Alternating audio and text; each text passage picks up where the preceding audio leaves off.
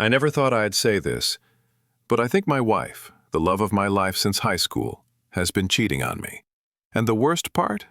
She's been doing it right under my nose while making me believe we were happier than ever. I'm 30 years old, a software developer who mostly works from home. My wife, Emily, she's 28.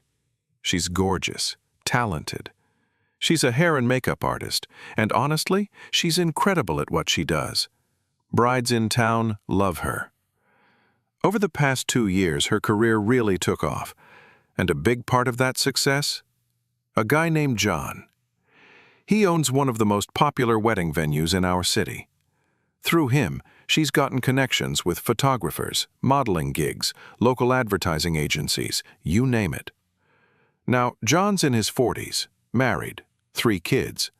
His wife is beautiful too, the kind of woman you'd expect to see as the face of a family magazine cover.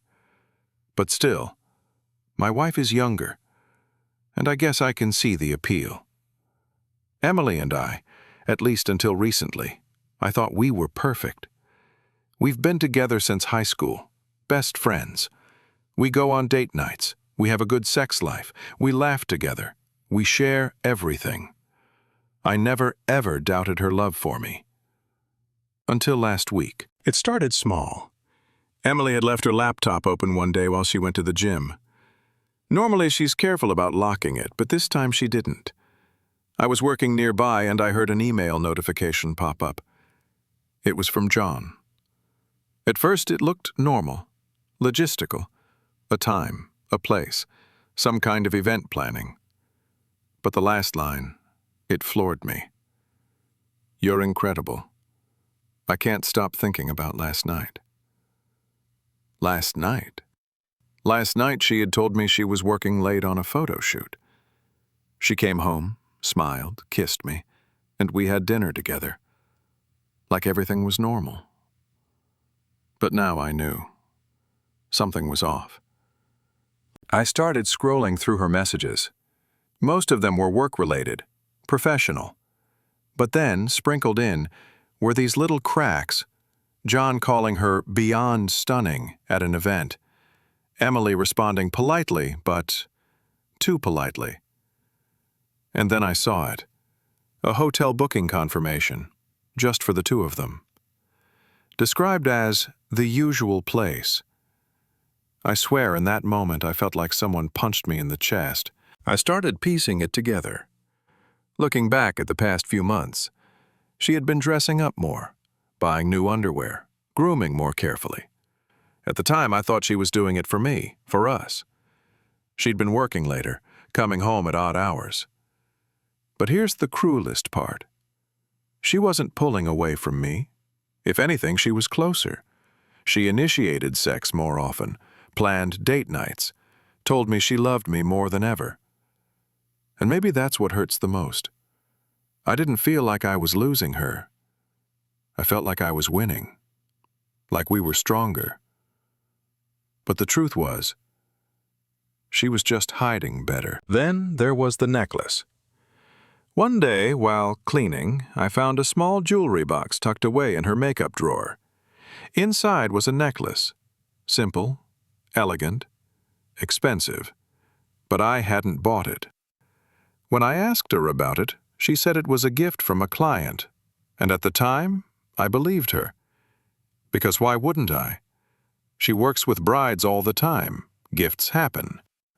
But now, that necklace haunts me. I started collecting her messages, saving them, torturing myself by reading them over and over again. I didn't find any I love yous. No, I miss you. Emily always kept him at a distance emotionally. But physically, there was no denying it. They were sleeping together. And I didn't know what to do. I thought about confronting her, but what would she say? She'd deny it, twist it, maybe even accuse me of something worse. So I did what I always do when I don't know what to do. I researched. I read forums, Reddit stories, articles about cheaters. And slowly, a plan formed. Christmas. We spent it with her family. Everything seemed normal until a delivery arrived. A gift bag labeled, "To Emily from Santa." Inside was a gold bracelet.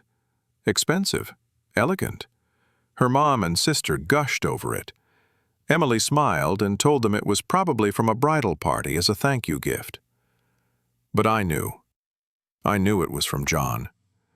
And Emily must think I'm an idiot to believe otherwise. Later, I caught her outside in the backyard, gesturing angrily into her phone. I'm convinced she was scolding John for almost exposing them. New Year's Eve. Emily said she had to meet a bridezilla and promised she'd be back in time for the midnight kiss. But midnight came and went. She walked in at 1:30 in the morning, crying. Ugly crying. She ran to the bathroom, locked herself inside, and when she finally came out, she held my face in her hands and said she was sorry. Sorry she missed the countdown. I asked her if there was anything else she wanted to tell me. Point blank, I asked her if she cheated, and she swore up and down that she hadn't. I gave her every chance to come clean, and she lied. That's when I knew. I needed undeniable proof. So I ordered cameras, ones that looked like smoke detectors. I told Emily it was for our home insurance. I ordered a voice-activated recorder. I hid it under her car seat. I got a GPS tracker. And I even planted a book around the house called How to Be a Great Husband, Discover the Secrets to a Happy Marriage Without Changing Your Wife. I wanted her to see it, to feel uncomfortable. And it worked. One night I sat her down and told her I was doing a personal inventory to be a better husband. I asked her 3 questions. Have I ever abused you? Have I ever cheated on you? What could I do better as a husband? She said no to the first 2, hesitant, but no. To the third, she said she wished we made love more. The recorder caught it all. Why? Because I need protection. Emily is the golden child in her family. She can do no wrong. If she decided to accuse me of abuse, they'd believe her. My family loves her too, almost like a daughter. I needed a record to protect myself.